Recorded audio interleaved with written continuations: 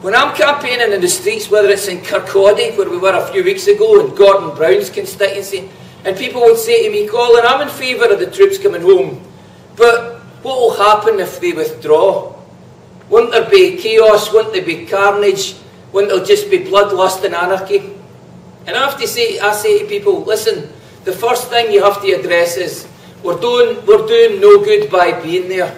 Afghanistan is like a poisoned snake wound in your arm. And the first thing you do with a poisoned snake wound is you have to suck out the poison before you can treat the wound. And the NATO forces, the ISAF forces, are in fact, they're the poison.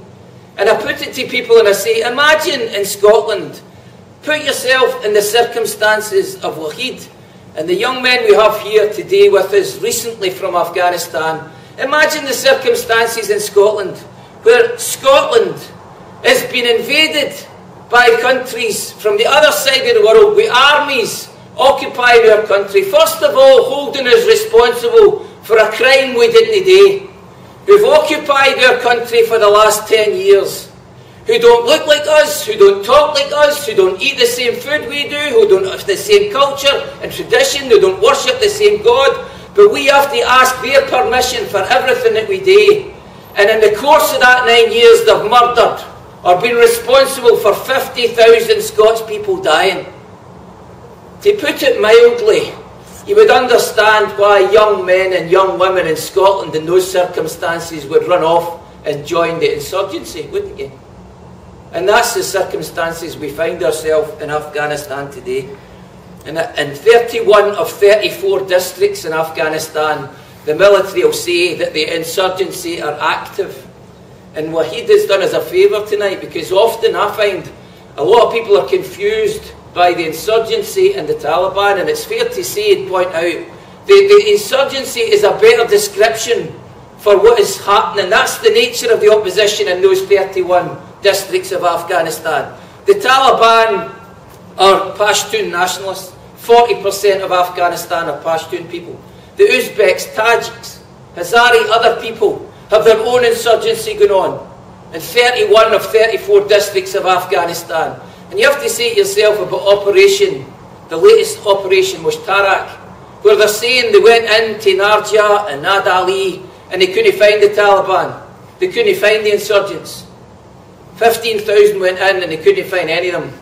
And now they're suggesting that they've gone somewhere else. They've gone to one of the other 31 regions, 31 districts where there's an insurgency taking place. That's the distinction that's necessary to understand that this is far, far wider than just the Pashtun peoples of Afghanistan. There's a wide-scale opposition to American imperialism and Britain occupying their country. But I want to finish on a positive note if I can, because there's a man asked me at a meeting in Edinburgh I spoke at last week, Colin, where's the hope here? Who do we put our faith in? If we're in favour of a democratic, secular, peaceful, stable Afghanistan, who do we look to for that to happen? And I'm entitled to say to you that there are many people in Afghanistan who are fighting for precisely that picture, who are fighting against the imperialist occupation of their country and who are determined not to go back to the theocracy, the reactionary fundamentalist theocracy they've seen before. There are many democratic and secular forces in Afghanistan, and that's who we should be supporting. And one in particular I want to mention, because there's a woman, her name's Malalai Joya, and she wrote this book which I'd recommend. We're in a library. Don't leave the meeting tonight without ordering it downstairs, right? It's called Raising My Voice. Malalai Joya is one of the 30% of the Afghan parliament who is actually elected to represent the western provinces of Afghanistan. A woman, actually, a fantastic book worth reading, if only for the regular references to Bertolt Brecht and other writers that's in there. A woman who's done more to celebrate the Afghan history of getting rid of British imperialism twice in the 19th century, where, and it should have been a warning to the present military leaders, in 1848, 80,000 British soldiers went up the Khyber Pass to invade Afghanistan in 1848, and only 900 of them come home. 79,000 were still buried there, their bones left where they were strewn. Twice They've got rid of British occupations in the 19th century and got rid of a Russian invasion and occupation in the 20th century. And the traditions of democratic secular forces in Afghanistan are worth studying. And she makes the point in the book, Malalai Joya, the Taliban's past is their greatest weakness. In other words, they've seen what the Taliban did when they were in government. And she makes the point, the occupation is their greatest strength. In other words, the NATO, British and American soldiers are aiding the Taliban by being there. That will not be aided if they leave.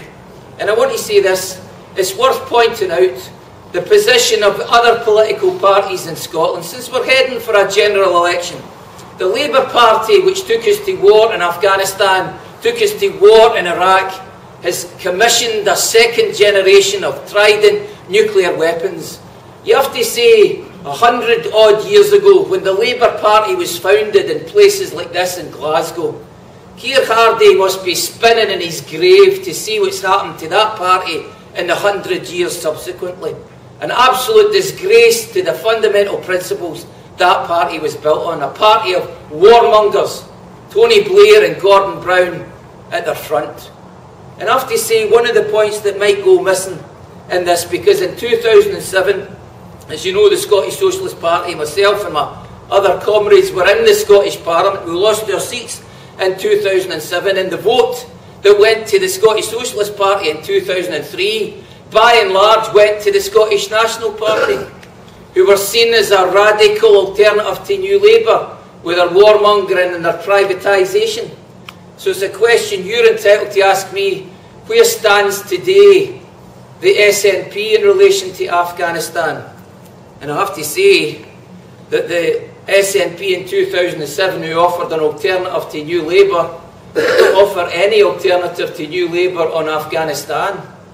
Amongst the MPs that we wrote to, Joan and I, we wrote to all the SNP, MSPs and MPs, and I want to read you one from Pete Wishart, who's the Member of Parliament for Perth and North Perthshire. I'll bring it with me everywhere, because we wrote a 2-page letter, Joan and I, to Pete Wishart, asking him where he stood. Did he support the 70% of the people in Perth and North Perthshire in opposition to the war in favour of bringing home the troops? And I'll read you his answer.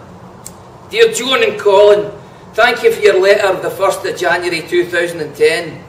I note your comments and appreciate you taking the time to contact me. Yours sincerely, Pete. An expansive answer, I'm sure you'll agree, only replicated by all the other SNP MPs and MSPs that we wrote to.